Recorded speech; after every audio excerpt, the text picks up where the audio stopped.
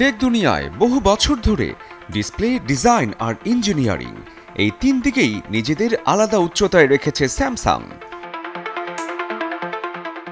এবার তারা দেখালো একদম নতুন চমক, গ্যালাক্সি জেড ট্রাইফোল্ড।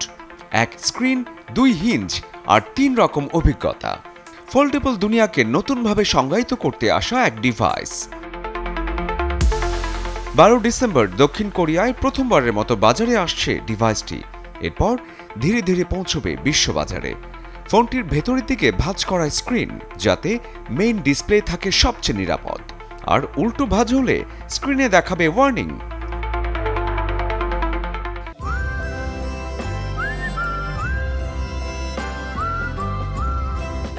সম্পূর্ণ খোলা অবস্থায় স্ক্রিন 10 ইঞ্চি, আর ভাঁজ করলে কভার স্ক্রিন 6.5 ইঞ্চি। ফোনটি মাত্র 3.9 মিলিমিটার পাতলা। দুই হিঞ্জের কারণে ডিসপ্লে খুললে প্রায় একটি ট্যাবলেটের অভিজ্ঞতা দেয়। ক্যামেরা সেকশনে তিনটি লেন্সের সেটআপ, 12 মেগাপিক্সেলের আলট্রা ওয়াইড, 200 মেগাপিক্সেলের ওয়াইড অ্যাঙ্গেল এবং 10 মেগাপিক্সেলের টেলিফটো। মেইন স্ক্রিন এবং কভার স্ক্রিন দুটিতেই আছে 10 মেগাপিক্সেলের ফ্রন্ট ক্যামেরা। চিপ দেওয়া হয়েছে জেড ট্রাইফোল্ডের জন্য বিশেষভাবে তৈরি কাস্টম স্ন্যাপড্রাগন 8। সঙ্গে আছে 5600 মেগাহার্জের 3 সেল ব্যাটারি আর 45 ওয়াট সুপারফাস্ট চার্জিং।